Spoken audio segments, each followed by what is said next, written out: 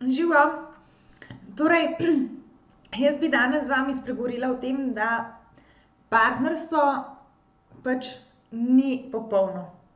Nobeno partnerstvo ni popolno, ne obstaja popolno partnerstvo, oziroma tisto partnerstvo, ki je popolno, sprejema to svojo nepopolnost, če lahko tako rečem. Se pravi, v popolnem partnerstvu sta dva posameznika, ki sprejemata dejstvo, da partnerstvo ne zmore biti popolno. Da pričakujeta krege, da pričakujeta nesoglasja in sta v teh nesoglasjih pripravljena sodelovati, sta pripravljena se poslušati in iti preko tega in nadaljevati zgodbo.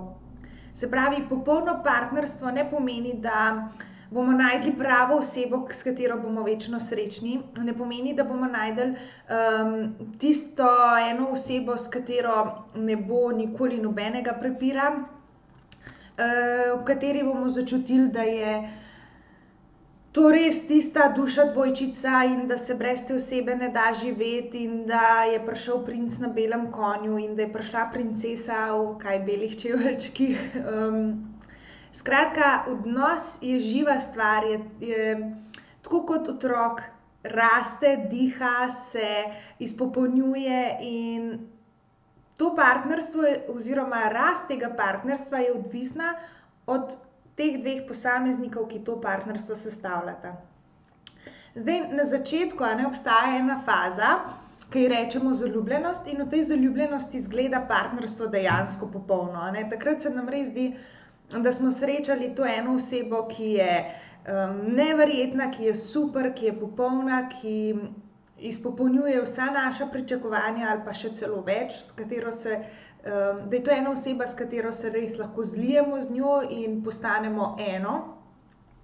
In pravzaprav so vse to težnje ali pa rečem lahko eni ostanki tega odnosa, ki smo ga imeli z mamo, ki ga ima dojenček z mamo. Tam je neko zlitje, tam je ta nebesedna komunikacija, ki lahko mama zre v svojega otročička pol ure in ure in ne rabi nobene besede.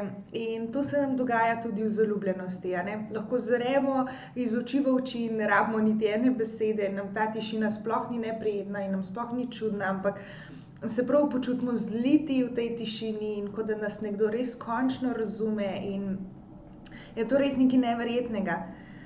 Zdaj, slaba plat te zaljubljenosti je to, da mine, seveda, Zdaj pri nekaterih zelo hitro, v roku enega meseca, 3 mesecev, pri nekaterih traja do 3 let nekje, mogoče celo do 5 let, ampak slej ko prej ta zaljubljenost sigurno mine. Zdaj, ena zelo zanimivo dejstvo, ki ga verjetno ne veste. V zaljubljenosti vsi pričakujemo tiste metuljčke in ti metuljčki so nekaj neverjetnega in se nam zdi, da zaljubljenosti brez teh metuljčkov sploh ni. Ampak v resnici te metuljčki oziroma ta občutek teh metuljčkov v trebuhu nastane zaradi tega, ker se možgani ob srečanju z našo usodno osebo, če lahko tako rečem, odzovejo na način boja ali bega in pošljejo vso kri v tiste organe, ki so pomembni za boj ali beg. In zaradi tega se v tistih običajnih organih, kamor se ponavadi dovaja kri, tam krvi malo zmanjka in takrat nastane ta občutek metuljčkov v trebuhu. Kar je zelo zanimivo dejstvo, govorimo namreč o odzivu, se pravi, možgani se odzivajo tako, kot se odzivajo na nevarnost. Zakaj bi nam oseba, v katero smo noro zaljubljeni, zagledani, ob kateri nam je noro prijetno, odzvali tako, kot se odzovemo na nevarnost? In zakaj nas k tej osebi tako močno vleče, če pravzaprav naš organizem prepoznava, da je to za nas nevarnost? In vse to v bistvu so teme, to je pravzaprav prva tema, ki jo bom govorila v svojem Facebook seminarju, sočutno, v bistvu skrivnosti partnerstva, domači SP se imenuje, lahko najdete skupino na Facebooku. Gre za plačljivo skupino, ampak vse take video vsebine, o katerih bom res detaljno spregovorila o tem, kaj se dogaja v zaljubljenosti, kaj se dogaja potem še v naslednjih fazah odnosa, si lahko več preberete o teh temah tudi v tej skupini. Skratka, bo res zelo zanimivo in mislim, da se splača o teh temah izvedeti nekoliko več, ker to so odnosi, v katerih pravzaprav vsak dan živimo. Zelo velikokrat slišim tudi to, da rečejo nekateri ljudje ali pa partnerji, da rečem, da oni sploh niso bili zaljubljeni, da so bili s to osebo samo zaradi tega, ker si jih je nekdo končno želel, zaradi tega, ker je nekdo hrepenel po njih, da se sploh niso zares odločili za to osebo, ampak niso si želeli več biti samski in tako naprej.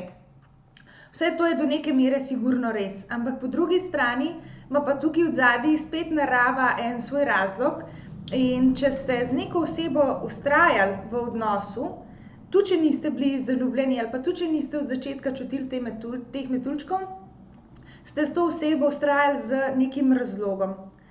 In ti razlogi so pa tisti, ki nas trajno zvežejo oziroma za eno dolgotrajno obdobje.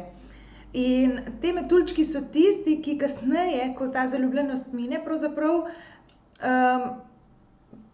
pokažejo cel kup enih nesoglasij ali pa enih bolečin, ki se začnejo prebujati v tem partnerstvu.